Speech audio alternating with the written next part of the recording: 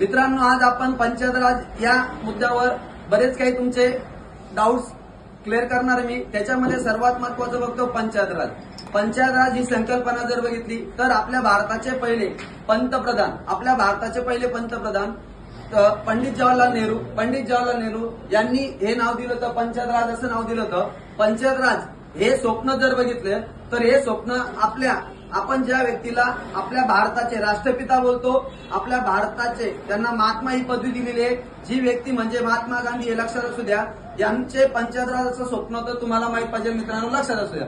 त्याच्यानंतर सर्वात महत्वाचं सांगायचं झालं तर आपल्या भारतामध्ये ज्यावेळेस 1992-93चा कालखंड होता, या 1992-93च्या कालखंडामध्ये, तेव्हाचे भारताचे पंतप्रधान पी.व्ही. नरसिंहराव कोण होते? पी.व्ही. नरसिंहराव। या पी.व्ही. नरसिंहराव यांच्या कालखंडामध्ये सरळ एक 2 घटना दुरुस्त झाल्या। एक इंडियन कॉन्स्टिट्यूशन अमेंडमेंट नंबर 73 आणि अमेंडमेंट नंबर 74 या 1992चा कायदा झाला। 1993ला 24 एप्रिल 1993 पासून आपल्या भारतामध्ये दोघी घटना दुरुस्त्या लागू झाल्या। त्यातली पहिली घटना दुरुस्ती म्हणजे 73 नंबरची घटना दुरुस्ती, मित्रांनो लक्षात असू द्या। आता ही 73 नंबरची घटना दुरुस्ती ज्या स्थानिक स्वराज्य संस्था असतात, ग्रामीण, कोणत्या असतात? ग्रामीण असतात। याच्यासाठी 73 नंबर घटना दुरुस्तीने आपल्याला पंचायत राजला ग्रामीण किंवा खेडी यांना घटनात्मक दर्जा मिळाला, हे तुम्हाला माहित पाहिजे। जसं की गाव असेल तिथं ग्रामपंचायत असते, तालुका असेल तिथं पंचायत समिती असते, जिल्हा असेल तिथं जिल्हा परिषद असते, हे पण लक्षात असू द्या। त्याच्यासोबत जी शहरी असते, जी नागरीकरण झालेले असते, अशा ठिकाणी आपल्या महाराष्ट्राचा जर विचार केला भारतामध्ये, तर आपल्या भारतामध्ये शहरीसाठी 74 नंबर घटना दुरुस्ती, तो पण 1992चा कायदा आहे, ती पण 1993 पासून लागू झालेली। दोघांची तारीख एकच होती, 24 एप्रिल 1993। म्हणून आपल्या भारतामध्ये 24 एप्रिल हा दिवस राष्ट्रीय पंचायत राज दिन म्हणून साजरा करतात। कोणता?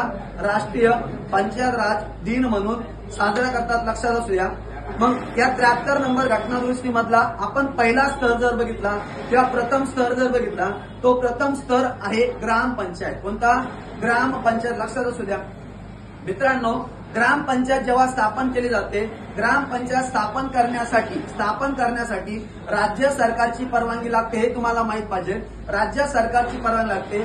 सध्या आपल्या महाराष्ट्राचा विचार केला तर आपल्या महाराष्ट्रामध्ये सध्या 29,000 पेक्षा जास्त ग्रामपंचायती आहे, हे तुम्हाला माहित पाहिजे। आपल्या महाराष्ट्राची पहिली ग्रामपंचायत जी आहे तिचं नाव आहे रहमतपूर, जी की साताऱ्याला आहे। पुढे साताऱ्याला आहे। महाराष्ट्रात सर्वात मोठी ग्रामपंचायत अकलूजची आहे। कुठली आहे? अकलूजची, हे पण तुम्हाला माहित पाहिजे, लक्षात असू द्या। मग ग्रामपंचायत स्थापन झाली मित्रांनो। मग ग्रामपंचायत स्थापन करण्यासाठी आपल्या ग्रामपंचायतमध्ये जे वार्ड असतात, काय असतात? वार्ड असतात। एका ग्रामपंचायतच्या वार्डमध्ये 3 उमेदवार उभे राहू शकतात। किती? 3 उमेदवार राहू शकतात। म्हणजे जास्तीत जास्त एका गावामध्ये ग्रामपंचायतचे जर वार्ड असतील तर ती वार्डांची संख्या किती असेल तर मित्रांनो 6 असेल। किती असेल? 6 असेल।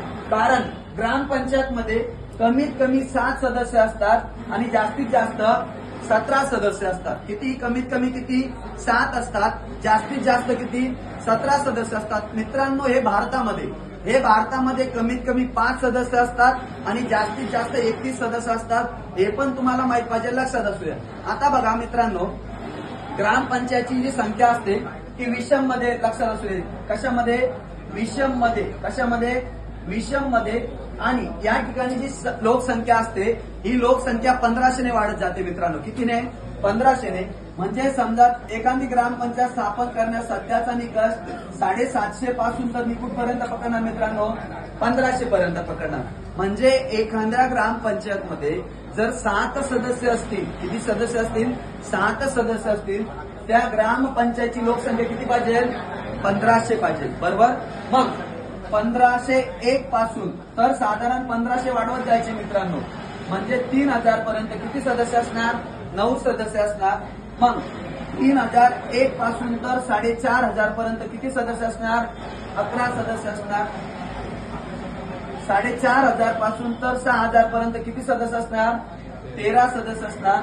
6001 पासून तर साधारण 7.5 पर्यंत किती सदस्य असणार? 1500. आणि 7.5 पेक्षा ज्याही ग्रामपंचायतमध्ये 7.5 पेक्षा लोकसंख्या जास्त असेल त्या ग्रामपंचायतमध्ये 17 सदस्य असतात. म्हणजे तुमचा पोलीस भरतीचा प्रश्न क्लिअर झाला. कमीत कमी ग्रामपंचायतचे किती सदस्य असतात? 7. जास्तीत जास्त 17. लक्षात असू द्या. त्याच्यानंतर ग्रामपंचायत स्थापन झाली, मग येतं पंचायत राज. आता पंचायत राज जर बघितलं आपल्या भारतामध्ये नागौर नावाचा जिल्हा आहे जो की आताच्या राजस्थानमध्ये. या नागौर नावाच्या जिल्ह्यामध्ये 2 ऑक्टोबर 1959 ला काय आहे?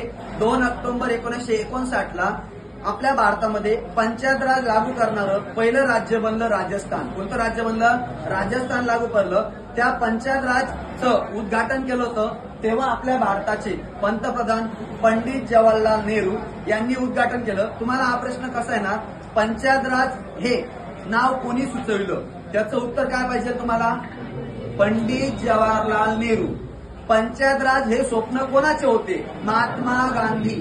पंचायत राज दिन कधी असतो? 24 एप्रिलला. कधी असतो? 24 एप्रिलला.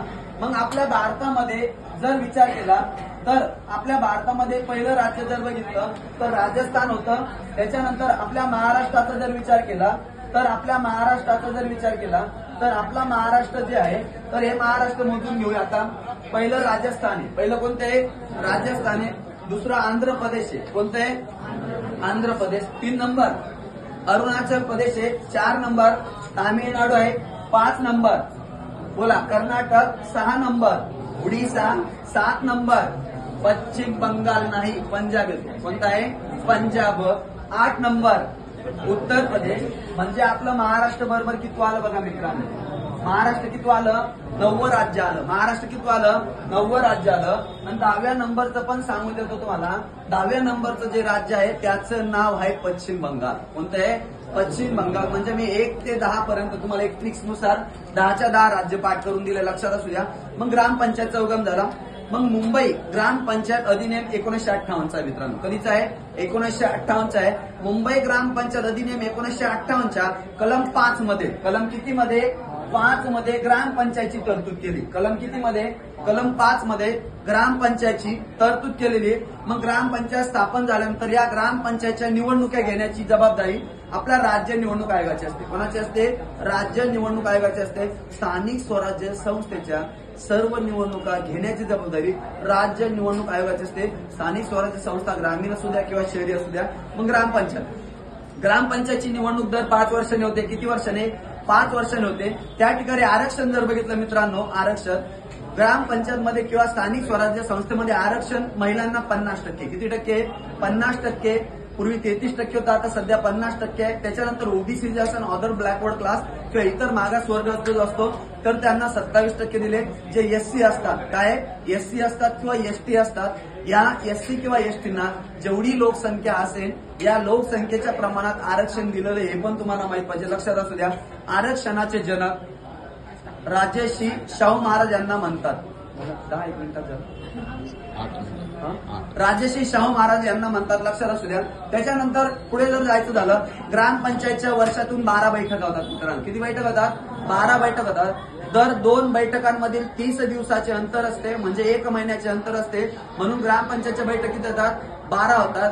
ग्रामपंचायतचे जे